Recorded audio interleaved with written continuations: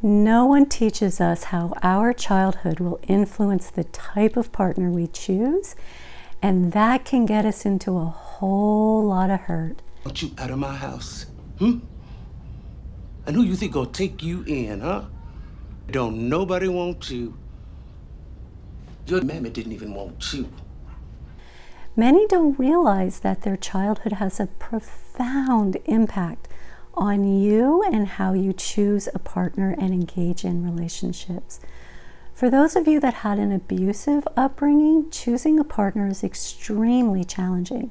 And if you had a pretty decent childhood, most don't recognize that it still impacts partners that you choose. And I have a story to share with you about a woman who grew up in a very loving family, yet something in her upbringing led her to an unhealthy marriage. So in this video, I'm going to help you understand how your childhood might lead to unhealthy choices, and I'll show you what to look for in a healthy relationship. Let's just dive right into this. Here are the 5 questions to explore. So the first question, what was the most common feeling that you had growing up? So imagine a child who felt constant pressure from their parents to have high academic success, really excel in sports, and always behave perfectly. This child grew up feeling intense pressure to meet these unrealistic and unreasonable standards. The thing is, you may not recognize this as having a negative impact on you. Maybe you're a high achiever and you value that in yourself. But choosing a partner can be tricky. As an adult, you might be drawn to a partner who is more laid back and not as overly concerned with responsibility, kind of allowing you to feel less pressure and more relaxed. But the unhealthy choice would be choosing someone who imposes similarly high expectations and perpetuates that same pressure that you felt as a child.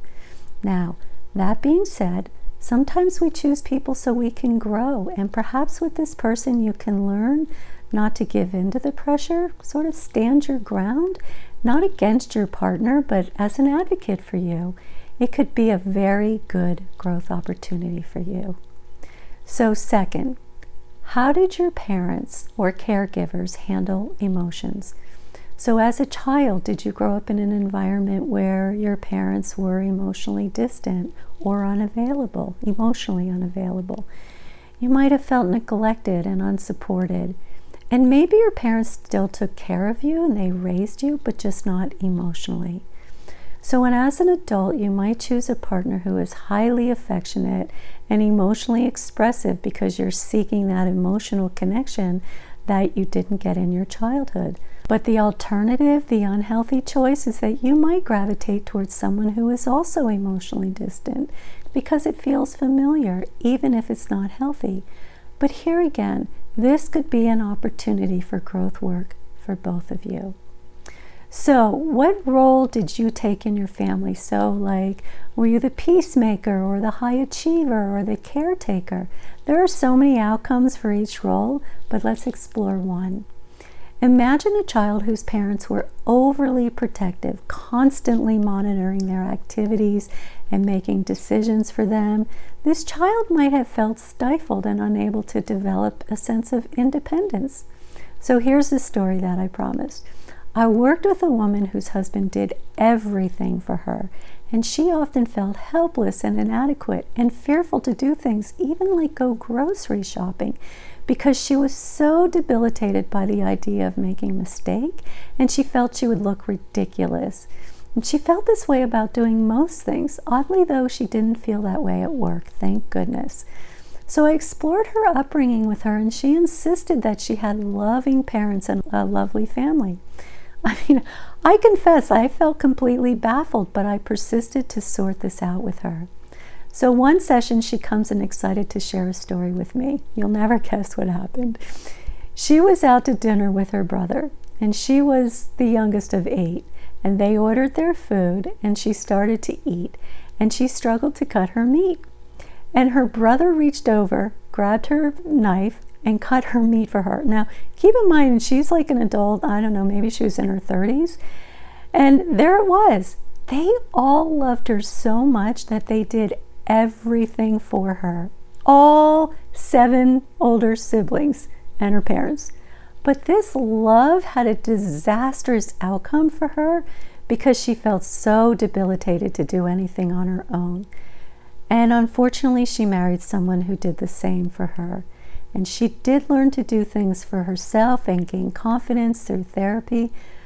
Sadly, her marriage did not work out because her husband could not come to terms with her newfound confidence and her desire to do things for, on her own. So this is a perfect example of growing up in a very lovely, wonderful, loving home with a very negative impact. So with this kind of upbringing, you might choose someone who is a bit more adventurous and encourages independence, providing, the freedom that you sort of craved growing up. But on the flip side, you might end up with someone who is controlling because it feels familiar, even though these siblings and parents had no intention to be controlling. But as I shared with you in my story, that's ultimately what happened. She chose someone who was very controlling. Okay, next one. This is an important one, and I know this is one that many struggle with. Did you feel like you had to earn love and attention from your parents by meeting their needs and expectations? So for example, a child is raised by a parent who is constantly prioritizing their own desires over their child's and only offering love and attention conditionally based on their child's compliance or achievements. This child might develop a skewed sense of understanding love and self-worth and may grow up feeling like they must earn affection and validation by catering to the needs of others, which is exactly what this child experienced growing up. So as an adult, this person might be drawn to a partner with narcissistic behaviors. This was your normal, where your worth was tied to your ability to please and accommodate someone else's demands. This pattern can lead to a relationship where your needs are consistently overshadowed by your partner's. Your needs are put on the back burner. And this perpetuates your feelings of inadequacy, reinforcing, the unhealthy cycle that you learned in childhood. If you have self-awareness around this, then you would choose a partner who values mutual respect and emotional support, which creates a balanced relationship where both of your needs are being met. Okay, last one. Did you feel safe and secure at home? And how did your family handle conflict?